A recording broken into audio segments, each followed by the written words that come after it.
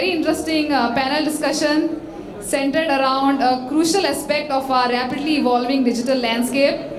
The topic is raising funds in the Web3 era.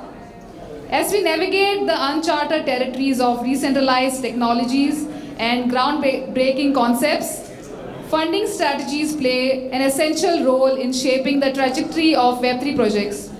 Today, we are honored to have a distinguished panel of experts who have not only witnessed the evolution of funding methodologies, but have actively contributed to reshaping the way projects secure resources in this new era.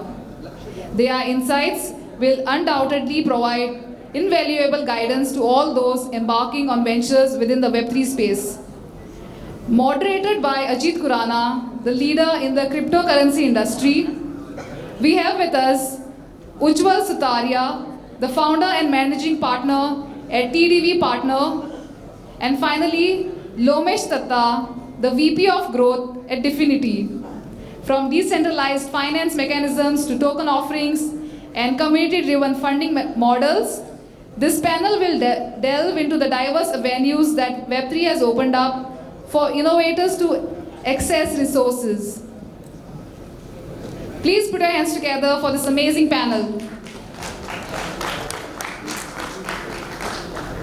We have with us Lomesh and Ujjwal, loosely speaking investors. Now these guys are so rich, they have so much money that as they were walking, I was looking at all the money spilling out of their pocket, and I have become rich already. So before this 25-minute or 20-minute session is over, we're going to compel them to give some of you money, okay? As in they have to tell us how to do it, and we're going to finish the transaction here. How many of you, whether through an investment in equity or token, or through a grants program, are presently raising money? Very nice. You have like a very small set. But what's very interesting is when you ask this question, people slowly raise their hand. First they see who else has raised their hand. And they're like, okay, I will also take your money if you don't mind. Okay, very good. So what has happened is that if you think about the last couple of years, I would say since 2016 onwards, the Web3 space, its primary driver, has not been decentralization. It has not been the cool apps which were otherwise not possible. In fact, the apps in Web3 are usually less cool. But it's the availability of capital, which is very excited at the extraordinary opportunity. These are developers, investors, and founders, and they want to know how to make this happen. So if you could just begin with like 30 seconds, and there's a clock here, so I'm timing you. 30-second introduction to what each of you does. We will begin our conversation. Why don't we begin with you, Lomesh? So hey everyone, so I am Lomesh. I'm the VP of Growth at the Definity Foundation. So Definity is a major contributor to the Internet Computer Protocol. So my role at the foundation is I essentially am head of the ecosystem development. So part of my team is essentially also spearheading our grants program, where we have funded essentially 400 plus teams, non-dilutive grants. I also take care of investments that the foundation makes, as well as we run an ecosystem fund with the Polychain Capital called the Beacon Fund. So I am the, so we are an LP in that fund, and I am essentially spearheading that on the Definity side of things. So good to be here, and thanks Ajit and Ujjwal. Good to meet you. I love grants. And when he says non-dilutive grants, what that means is that I give you money, in return you largely give me nothing. Economically speaking, giving nothing. But no, don't call it free money, because the thing is that they will not draw your capital or your token, but they will tell you to build on ICP, etc. Right? So that is not completely free money, but still better than, as in close to it. Ujjwal.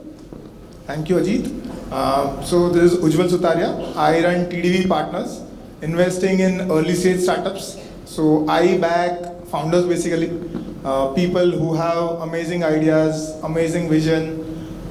Maybe they might have product, they might not have product. I am completely fine with that. So in the initial stages when I invest, I typically invest between $100K to $500K. Average check size being around $150 to $200K. And since last 2-3 years, I have invested in a bunch of startups, more than 24 startups. I invest across Web2 as well as Web3. And in Web3, I have invested in 6-7 startups. So yeah, happy to answer whatever questions you have, and great to be on this panel. Thanks Ajit, thanks Lomesh. And I know you invest both in equity and in tokens because I have known you for a couple of years. Very nice. Very nice. So let's just begin with the climate, the Vatavaran, the Mausam ka hal. Primarily what has happened is that we seem to be in Web3, in general people are cyclical about their investment, but in Web3 it seems like in the bear market investors just don't want to invest, and the bull market they invest in anything. Right? So what is it looking like now? Where are we in this cycle? Are you making investments? Are you doubling down? What are you doing? Yeah, so I think one of the things that is very interesting is that if you look at the builder activity, that hasn't stopped. Actually, that's growing by leaps and bounds. So I was like last month I was at ECC in Paris, and like I hadn't seen as much like people show up as were this time, and they were talking about all the things. So definitely a lot of people building. So from our point of view, we haven't stopped any investments. Actually, our grants have increased, our investments have increased. The check sizes from our side has obviously become a little bit more conservative, but there is no dearth of funding for the right teams.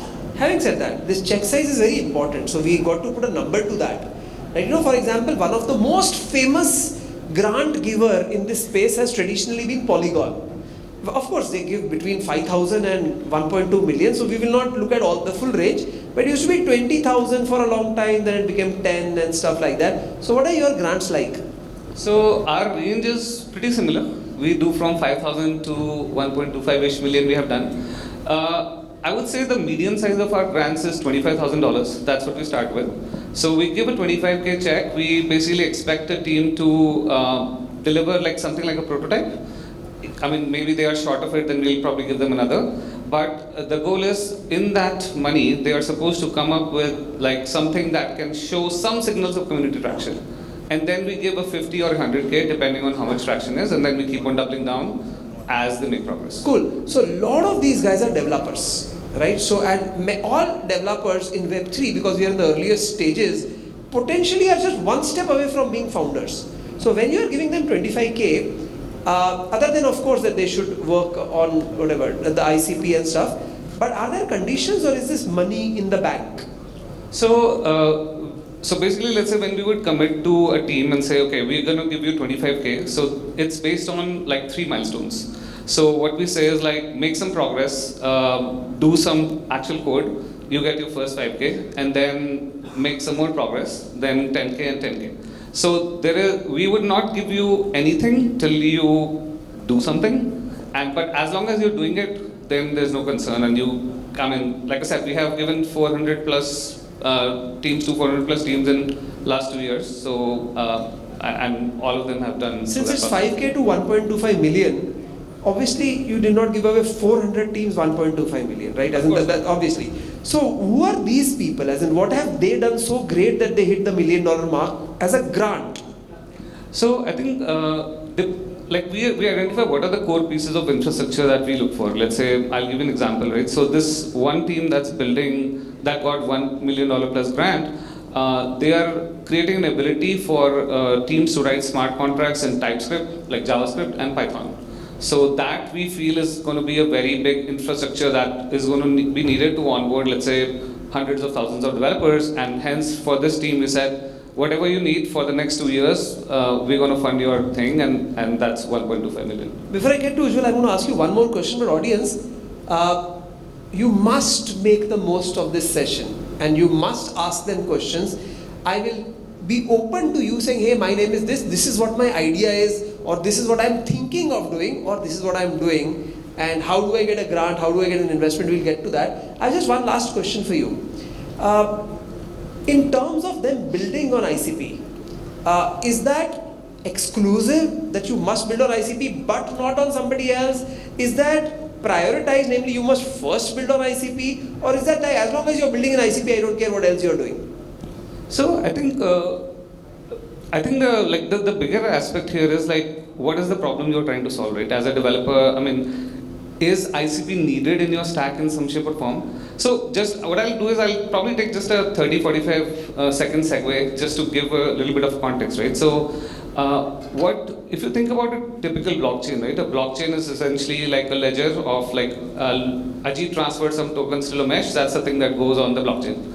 What ICP is trying to do is we are saying that you should be able to build entire software on chain. So it's like think of it as a decentralized cloud. So people are running social networks, chat applications, 100% built on chain, all user data, everything is there.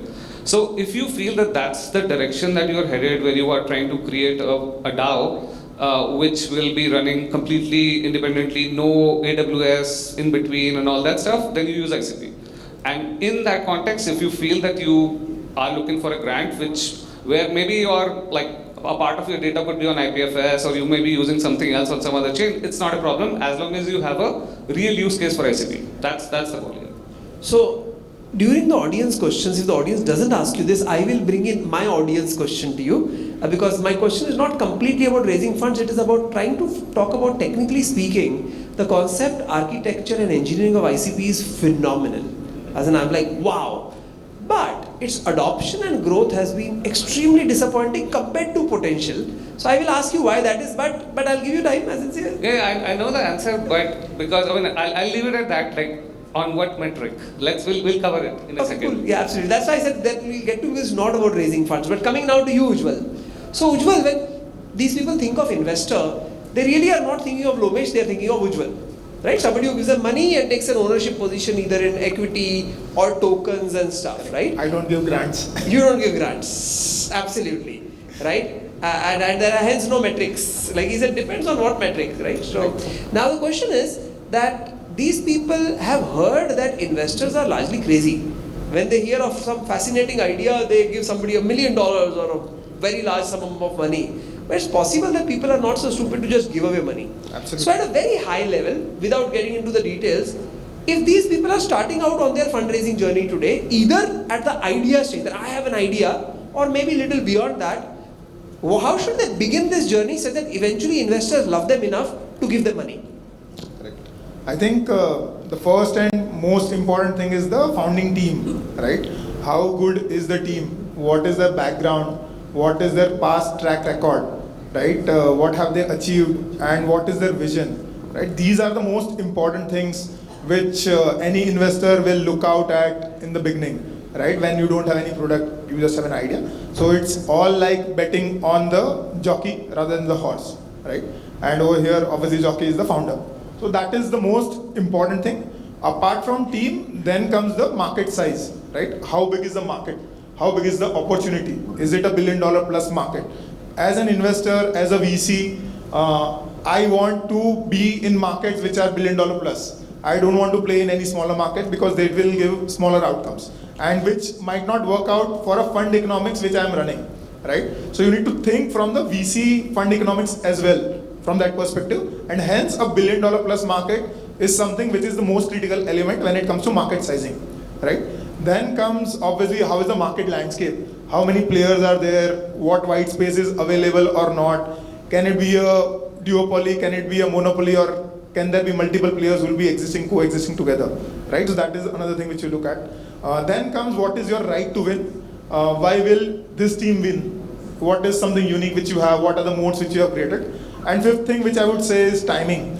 Is the timing right for building it out, right? So there are different inflection points, there are different trends which are there. UPI was one such thing, Geo movement was another, then we had COVID wave, so that was another wave. So there are different waves which keep on coming, right? So what trend is supporting your idea, or are there no trends at all? So I will say these 4 or 5 things are critical. Obviously there are many more aspects to it, but I can go on for an hour, but to start with, these are the 5 key important areas which investors or which I will look out to when I am just having an idea and founding team, nothing else. Cool. So since you're a pre-seed seed investor, coincidentally unlike Lomesh who I met a few minutes back for the first time, I have known you for a couple of years.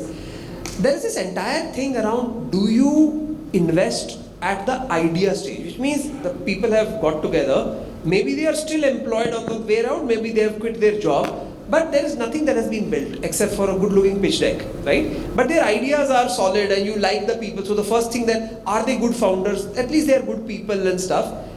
Do investments happen at that idea stage? what causes them, or do they really not happen and people are fooling themselves? I think they do happen. I have invested in such teams, and I know hundreds of investors who invest in ideas, in founders all the time. So it does happen. What is looked after is the things which I mentioned, right? What are they building? How differentiated it is? What is the differentiator like? Is it like a 10x better product than existing solution in the market, or is it just like a 2x better product, right? So those are the kind of things which I'll look out for, and then obviously I'll also back calculate how much returns can I generate as an investor, right? Which founders might tell or might not tell, but it is my job, because my responsibility to my LPs, which are the investors who have invested in my fund, is to give them returns, right? So I'll also back calculate in my mind, can I generate those kind of returns by these founders? Ujjwal. Yeah. See, again, I always want numbers. So those kind of returns at the pre-seed seed stage, what is the sort of return that you're seeking? So at a fund level, it is a 3 to 4x, which I seek over 4 to 5 years. But at an individual company level, I would want each and every company to make 100x, right? Obviously at a portfolio level, it comes out to 3-4x, but say if it is a portfolio of 20 companies, 10 go down to 0. 5 might give a 1x return, and other 5 is where I'll get maximum of my returns, right? So my aim as an investor is, will this company become a unicorn? Will it give me a 100x return? That is my aim as an investor, right? So that is the lens through which I evaluate a founder, idea, stage, market, everything. So coincidentally, I have mentored a lot of new fund managers, and the general rule I tell them is that the approaches are, traditionally a fund would invest in 10 companies. Whether it was $1 million, $10 million, $100 million, or $1 billion, ticket size would go up. Now the 10 number is actually very old. It has started looking like 20. But then there are those funds who will invest in 50, 100, 200. Correct. Doesn't matter. But regardless of what number they are looking at, the general principle that they go with is that they would not invest in one deal where they didn't think that investing in that one deal will return the fund. Then for example, some $50 million fund, and they're going to invest $500,000 in 100 companies. Each of those companies should take $500,000 and return 50 million. That's what happened at the pre-seed stage. If it was like a $50 million fund and they were investing in 10 companies, now that means they are giving $5 million, so much later stage than the $500,000. So they're still taking the $5 million to return 50 million. You understand? The return is 50 million. In one case is $500,000, in one case is 5 million, because it is later stage and the risk profile changes. Now coming back, and we will kind of try to keep it a little more free, because you see the number of minutes we are left with. And once, I remember I used to be, by the way, a lecturer at a university of Texas at Austin. There are some students who don't want to be in the class. Some students are sincere students. But however sincere the student, once the bell goes off, that means the lecture is over. Nobody wants you to continue talking. Luckily, these guys don't ring a bell, so only we know when the bell is going off. So we try to be a little like secretive about it, right? Yeah, cool. So a lot of these people have got discouraged because they thought that once they have overcome the hurdle of raising investors' money or grant, then life is good thereafter. But the reality is that when the investor gives you money, the investor's job is over. Your job starts from there to perpetuity. So, just to give a note of caution or hygiene, do you want to tell, either of you want to tell them that, you know what, don't go to investors until blah blah blah, as in how are they prepared for it?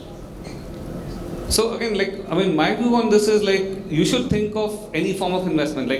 And so far we have only spoken about grants and VC, and there is obviously, because it's Web3, there is decentralized fundraising and all of those could be a part of it.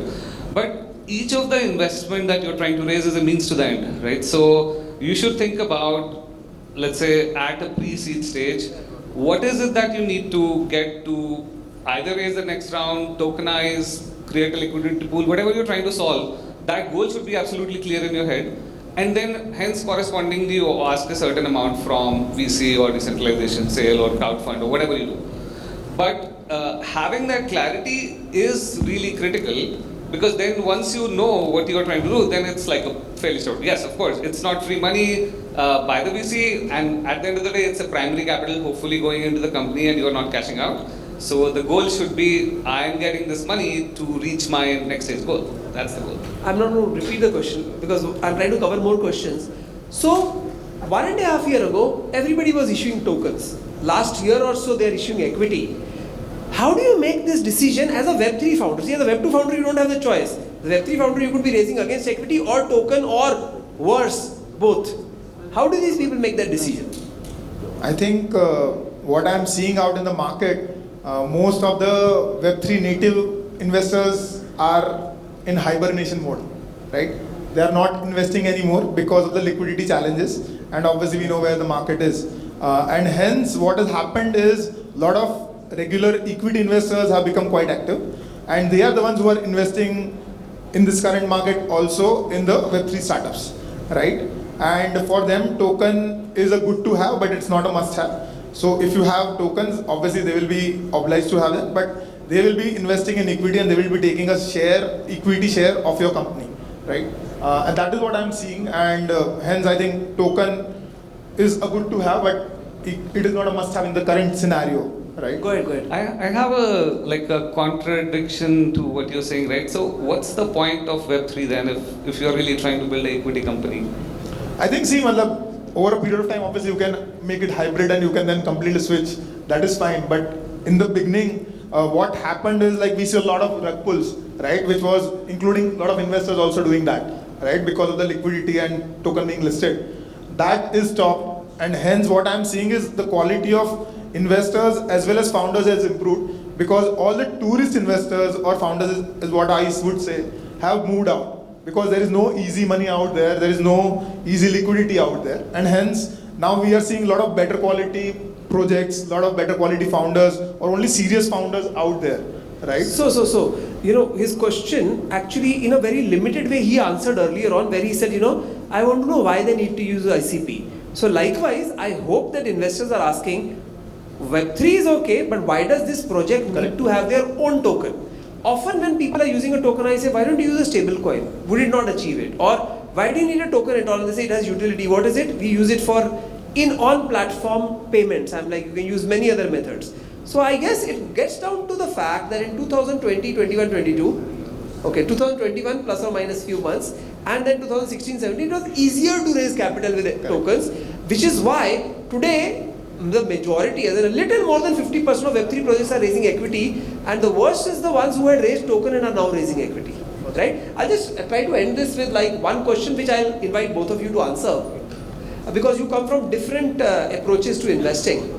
After the investment is transacted, that means that decision is over, the marriage has happened, money has transmitted, what participation, I'm not even calling it contribution, both in terms of contribution and governance, what participation do you have with the people you have given the money to?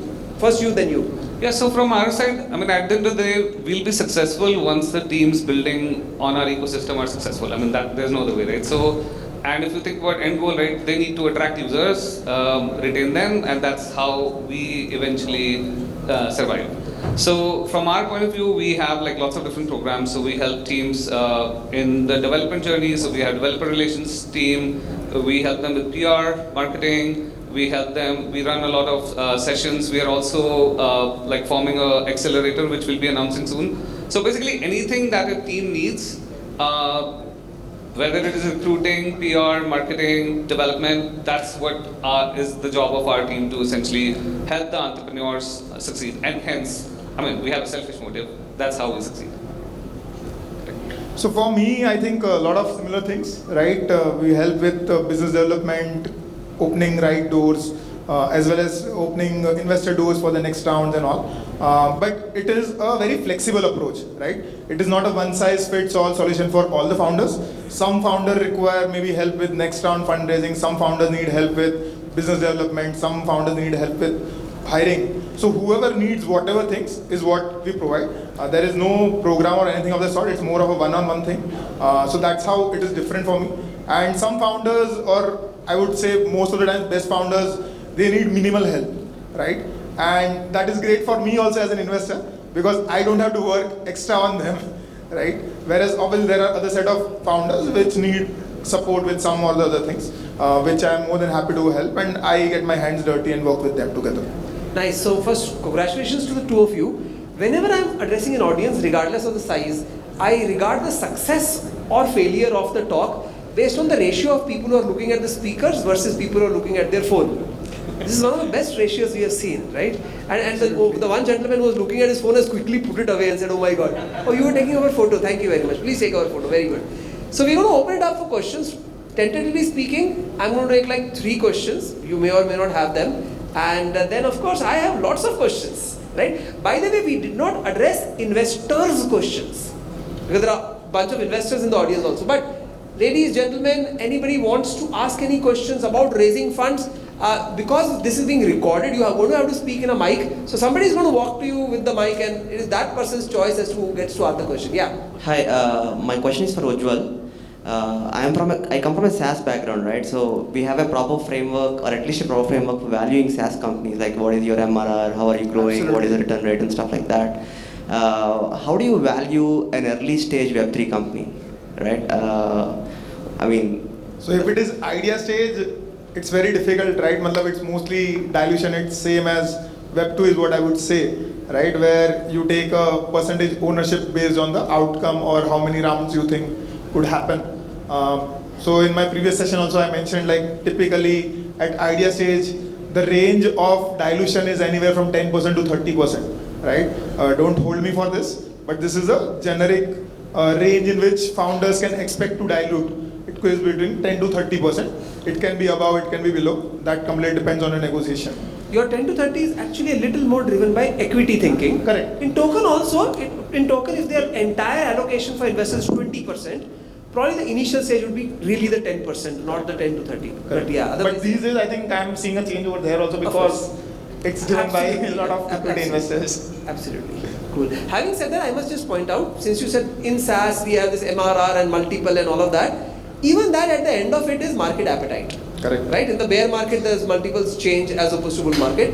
So at the end of it, jo dikhta hai wo bikta hai, in the sense, whatever people are willing to pay is the correct number. However, having said that, I must tell you that if I have seen crypto projects who were raising at valuations between 10 to 35 million in the year 2021, right? 10 to 35 million, today are commanding a fraction of that. But still, what is that number? I would say that if the 10 to 35 ka weighted average is 15, let us say for a second, those projects are like fundraising at 4 today. And again, all of these are round numbers. I'm throwing out real numbers at you so that it's not an abstract discussion, but you get a benchmark.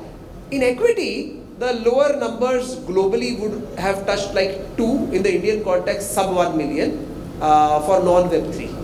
Absolutely. Right, Web3 still has a little premium because Sub 1 million most are investors less, don't. I would say. No, well, you're right, but most non-Web3 investors don't want to invest in Web3, and the ones who are willing to invest actually may give you a little premium for that. Correct. Cool. Question number 2. Hi. Yeah, there. You have the mic.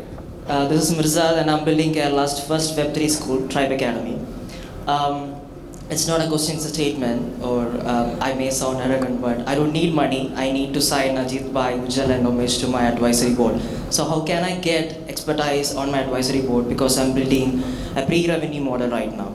Yeah. So you are pressing the dukti rag pe haath for me, I must tell you. So here's the thing. I have been mentor advisor for really a significant part of my career because I became angel investor in my 20s, right? So I personally believe that aptitude and mental orientation wise, 15 to 20% of the founders, so 1/5 or 1/6 of them, actually have the orientation to gain from advisors. That means not just I'll write some good name in my pitch deck, etc. That's not gaining from it, but actually gain from advice.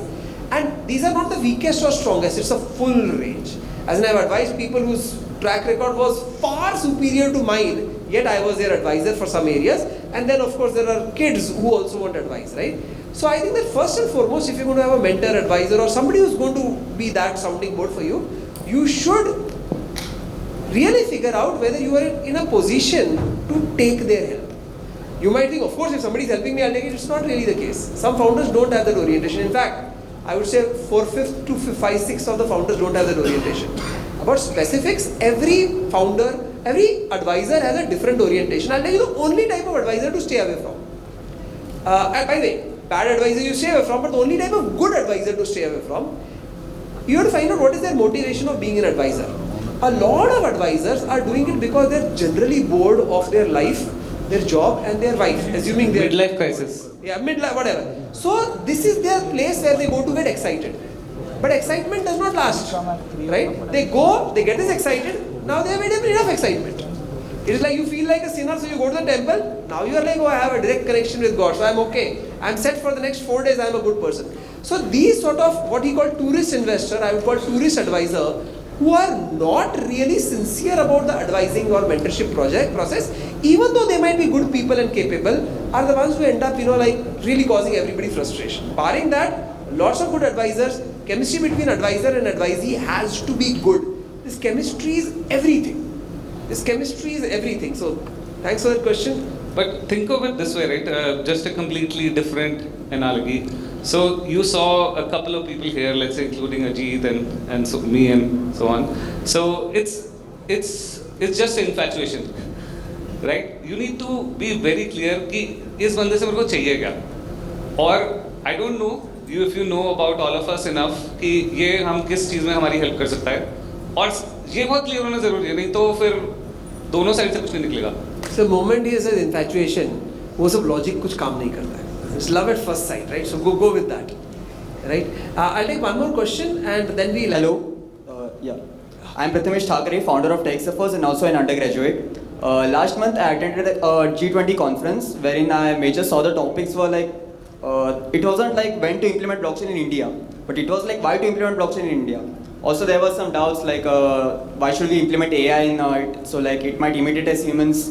So right now I'm working on a project which is also for Government of India that is named as Public Trust, wherein I'm trying to make the overall process like the funding system in a decentralized way by using the hyperledger concept. So how do you guys think like I'll get investors so like they will invest in my project? So ICP may give a different answer, but Ujjwal and I have a similar investing background. I'll just tell you this: specific areas, healthcare, government as being the customer, agriculture, etc., have specific investors. Like a general digital platform, all investors who call themselves sector agnostic will typically invest in. But what you have to do, for example, I'll just give you my example. Not that companies which work with or for the government don't make money. Apparently they make a lot of money. But it is not an area that I enjoy doing at all. Because the mechanics of it, how do you acquire customers, how do you get orders, is just not pleasing to me. So I just don't touch those. Not because it's not a good investment, it's not an area of my interest. So that would be the answer. Right, Ujjwal? Does it? Absolutely. I think you need to find the right set of investors. And so yeah. And with that, you need to find the right set of investors, and the right set of investors are these two. So you have to make sure that before they leave today, they make some infatuated remarks about writing a check, giving money, giving that first $5,000 from ICP, giving the 100 to 500,000 from Ujjwal, etc. You may also, as a little bit of a plug, notice that I am wearing a badge which says Inner Circle and my t-shirt says Inner Circle, and you find about 14 people on campus saying Inner Circle. It's a community that is upcoming. It was Ajit Khurana's Inner Circle one. We dropped Ajit Khurana, it became bigger than me. Any one of you interested in joining the Inner Circle, catch anybody other than me who is wearing Inner Circle badge or t-shirt, ask them what it is and how you can join.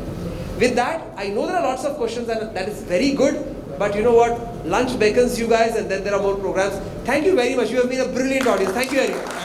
Thank you, everyone. Whoa, that was something. And the panelists definitely deserve a huge round of applause.